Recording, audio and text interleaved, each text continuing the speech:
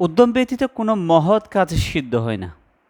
উদ্যম এবং সাফল্য, উদ্যম এবং সাফল্য দুটোই হাত ধরাধরি করে চলে এবং বলা যায় কোনো কার্য সিদ্ধির আগে প্রথমত যেটা প্রয়োজন সেটা হচ্ছে উদ্যমের।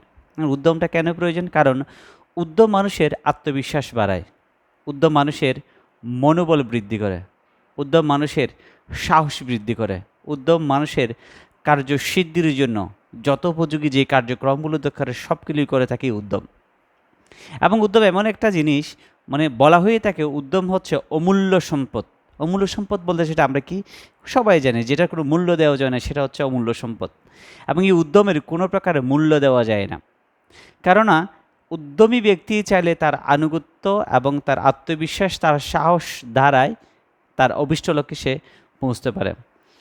উদ্যম এমন একটি জিনিস যেটি একটি ছোঁয়াচে রোগের মতো, অর্থাৎ ছোঁয়াচে রোগ যেমন একজন থেকে আরেকজন যেটা ট্রান্সফার হয় সেটাকে আমরা মূলত ছোঁয়াচে রোগ বলি, কিন্তু উদ্যম এমন একটা জিনিস যেটা একজন থেকে আরেকজনের ট্রান্সফার হয়। একজন, অর্থাৎ আপনি যখন একজন উদ্যমী ব্যক্তির সাথে উঠা বসা চলাফেরা করবেন তখন আপনি নিজে একজন উদ্যমী ব্যক্তি হয়ে যাবেন।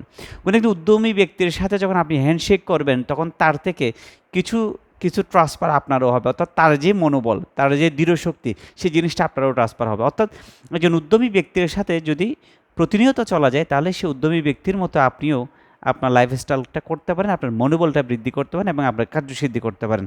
এবং সবচেয়ে ইম্পর্টেন্ট একটা বিষয় হচ্ছে একজন ব্যক্তিকে ইস্পাত তৈরি কারখানার যিনি অনেক দক্ষ একজন কারিগর, ওনাকে প্রতি বছর $1 মিলিয়ন স্যালারি দেওয়া হয়। এবং ওনাকে একজন সাংবাদিক গিয়ে প্রশ্ন করলেন যে আপনার কাজের নিপুণ দক্ষতার কারণে কি আপনাকে $1 মিলিয়ন পার ইয়ার স্যালারি দেওয়া হয়? তখন তিনি বললেন না, আমি হচ্ছি একজন উদ্যমী মানুষ এবং আমার হাত ধরে অনেকগুলো উদ্যমী মানুষ তৈরি হয়, সেজন্য আমাকে এই পরিমাণ স্যালারি দেওয়া হয়। অর্থাৎ উদ্যম এমন একটা জিনিস, যে জিনিসটা মানুষের মনের ভিতরে থাকলে সে উদ্যমের দ্বারা মানুষ তার অভিষ্ট লক্ষ্যে পৌঁছতে পারে।